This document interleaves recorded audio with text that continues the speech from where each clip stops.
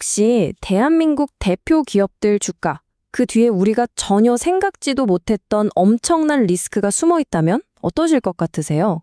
오늘은 바로 그 금융시장을 통째로 흔들 수 있는 숨겨진 연결고리를 한번 파헤쳐 보겠습니다. 자, 2847. 이 숫자, 그냥 평범한 숫자가 아닙니다. 이건 지금 대한민국 상위 200대 기업들, 그러니까 우리나라 최고 기업들 내부에서 계속해서 울리고 있는 일종의 경고음 같은 거라고 보시면 돼요. 네, 이게 바로 지난 52개월, 그러니까 4년 4개월 동안 코스피 200기업들 관련해서 나온 산업재해 뉴스 보도 건수예요. 계산해보면 거의 매일같이 2건씩 사고 소식이 터져 나왔다는 얘기죠. 이건 기업 가치를 서서히 갉아먹는 위험의 북소리가 단 한순간도 멈추지 않았다는 뜻이기도 합니다.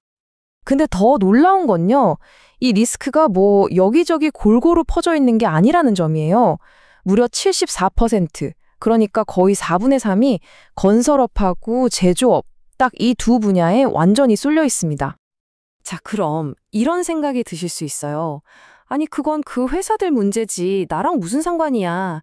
그런데요, 이게 아주 큰 상관이 있습니다. 왜냐하면 이 리스크가요, 지금 이 순간에도 누군가에 의해 아주 면밀하게 감시되고 분석되고 있거든요. 그리고 가장 중요한 건 이게 실제 돈이 움직이는 투자 결정으로 곧바로 이어진다는 겁니다. 한번 솔직하게 생각해 보세요. 안전사고가 자꾸 터지는 회사 주식 사고 싶으세요? 이게 되게 단순한 질문 같잖아요. 근데 지금 전 세계에서 가장 똑똑하게 돈을 굴린다는 바로 그 투자자들이 매일 스스로에게 던지는 질문이 바로 이겁니다. 예를 들어서 세계 최대 자산운용사인 블랙록 같은 곳 말이죠. 이런 데서는요, AI를 돌려서 매일같이 쏟아지는 수천 개의 뉴스 기사를 싹 긁어 모아요. 그리고 그걸 분석해서 이 회사는 안전사고 위험이 있구나 하는 걸 그냥 감이 아니라 구체적인 금융 데이터로 바꿔버립니다. 그러니까 이건 착한 기업에 투자하자, 이런 윤리적인 차원의 얘기가 아니에요. 그냥 AI 알고리즘이 아주 차갑고 냉정하게 내리는 투자 결정의 문제라는 거죠.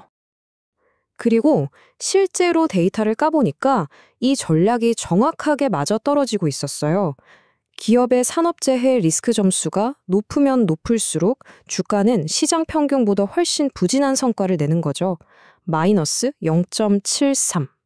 이건 정말 무시무시할 정도로 강력한 음의 상관관계입니다. 그런데 말이죠. 분석을 더 깊게 해보니까 훨씬 더 흥미로운, 어쩌면 좀 소름 돋는 사실이 발견됐습니다. 뭐냐면요, 기업의 문제가 그냥 좀 안 좋은 수준에서 완전히 망가지는, 그러니까 회복 불가능한 재앙 수준으로 넘어가는 그런 명확한 선이 있다는 겁니다. 저희는 이걸 리스크 임계점이라고 부르는데요.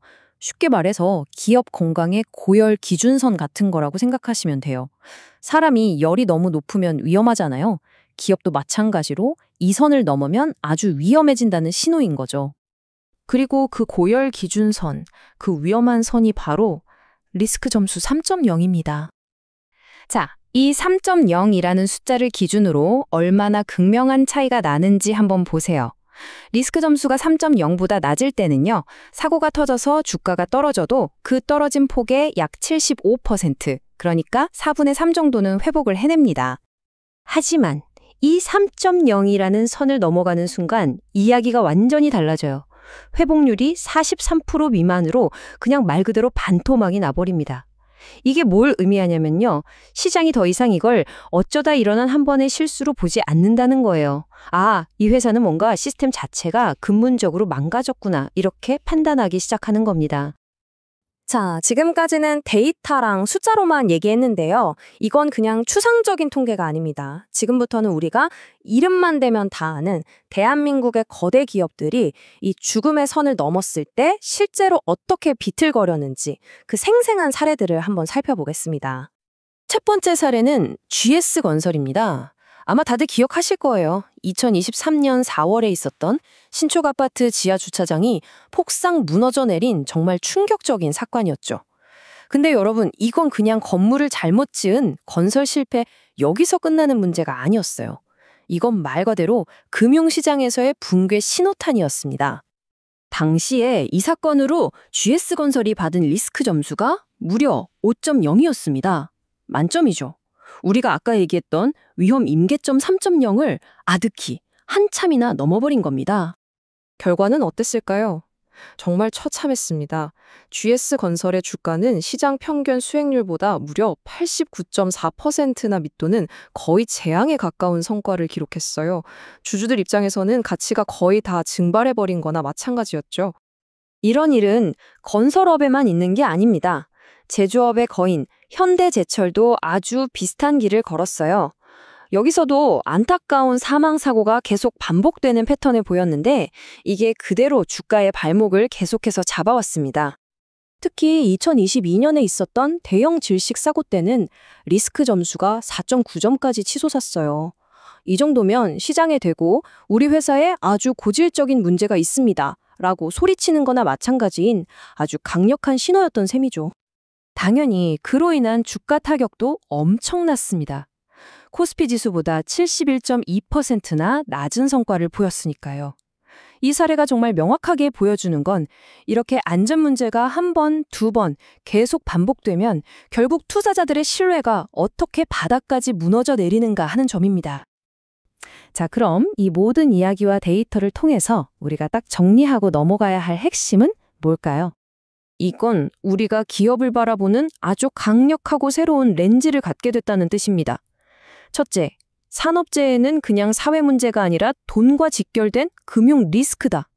둘째, AI가 이 리스크를 24시간 내내 감시하고 있다. 셋째, 리스크 점수 3.0은 지금 당장 탈출하라는 아주 명확한 경고 신호다. 마지막으로 이걸 통해 우리는 기업의 진짜 건강 상태를 들여다볼 수 있게 된 거죠.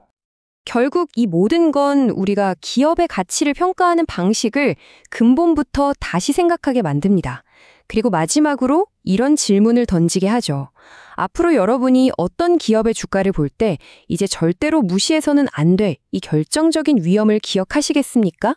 그리고 어쩌면 우리가 아직 발견하지 못한 또 다른 숨겨진 위험들이 바로 우리 눈앞에 너무나도 뻔하게 숨어 있는 건 아닐까요?